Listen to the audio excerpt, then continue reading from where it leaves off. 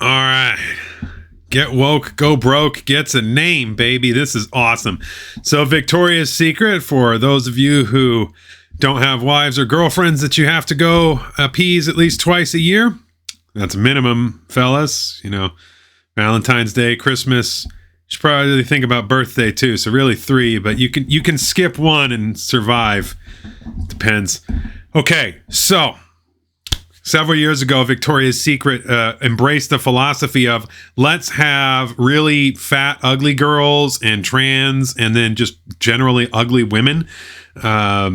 And it has worked out exceptionally poorly. Victoria's Secret's continued to lose market share. I live in a town of 50,000. Our Victoria's Secrets went out of business. Turns out that, there's not that many big women that want to have lingerie. It turns out it's still the smaller women that want it. And when you market it to the bigger women, guess what? The smaller women don't want it anymore. So this is the consequence of it. So let's talk about it. All right. Victoria's Secret shift towards woke trends in fashion in recent years, which included showcasing trans and plus-size models. Instead of their traditional sexy models, sparked a wave of discontent among customers, resulting in a significant revenue drop, crashing stock price, and Victoria's Secret fashion show ratings hitting rock bottom.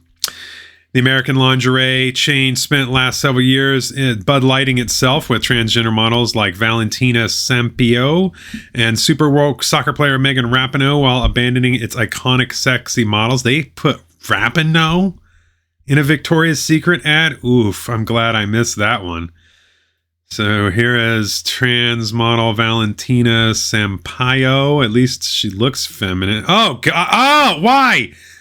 Why did you have to include that image? We're going to just real quick. Okay. Why was that necessary? I don't know if I'm coming back to Zero Hedge. I like the clean interface. That was not... It was unexpected. I should have looked through the article first. I apologize. One can only guess what might be pushed wokeness on the brand. So if you can take a look, that's who owns it. BlackRock, Vanguard. I don't see State Street. Where's State Street Capital? Oh, yeah, they are. They're the number 8. That's how they do this. Vanguard, BlackRock, State Street Capital. It's all the same company. It's all the same money. It's Rothschild owned. That's how this dye stuff gets pushed. And here's the stock price. You can see. So had a nice little push. And this is going back to 2021. This when they started doing it, and just boom, dropped considerably. So from a high of around the upper 80s, and now it's sub $20 stock. Yeah, great job. Sales plunged to a stunning $1.8 billion since 2018. Revenue for its last full fiscal year fell 6.5%, with net income down nearly half.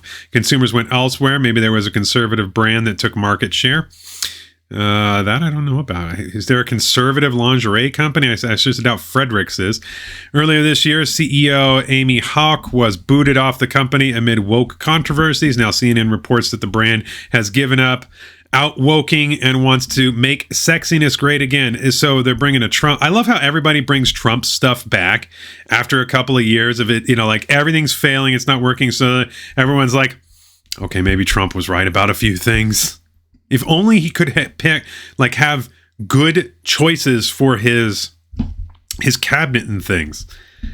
And if he could just learn to control that mouth. Victoria's Secret, the Tour 23, an attempt to revive the runway show format that launched last month, fell somewhere between the personification of male lust and the brand's aughts-era heyday and the inclusive utopia promoted by its many disruptors. But in the presentation to investors in New York last week, it was clear which version of the brand's Victoria's Secret executives see as its future. Sexiness can be inclusive, said Greg Eunice, brand president of Victoria's Secret and Pink, the company's sub-brand targeting younger consumers.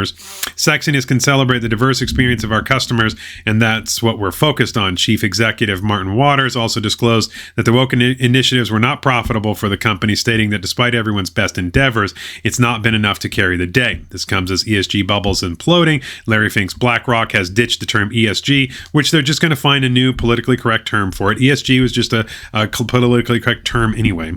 BlackRock has faced intense criticism from Republican lawmakers who accuse the firm of violating its fiduciary duty duty by putting wokeness ahead of its investment returns. BlackRock, Vanguard, and State Street Capital hold about 15 and 20% of the outstanding shares of S&P 500 companies and can have an enormous direct power in corporate decision-making. Some in corporate America are beginning to realize the challenges ESG poses for business sustainability. However, if these companies want to go woke and then go broke, so be it. That is the parallel economy setup is exploding, which it is.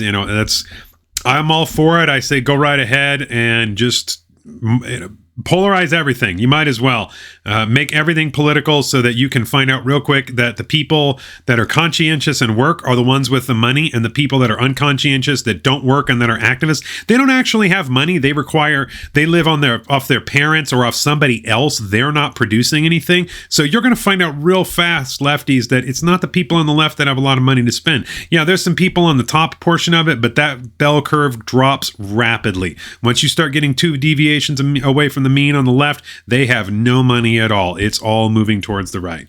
So again, go woke, get broke. I enjoy it though. I think it's funny.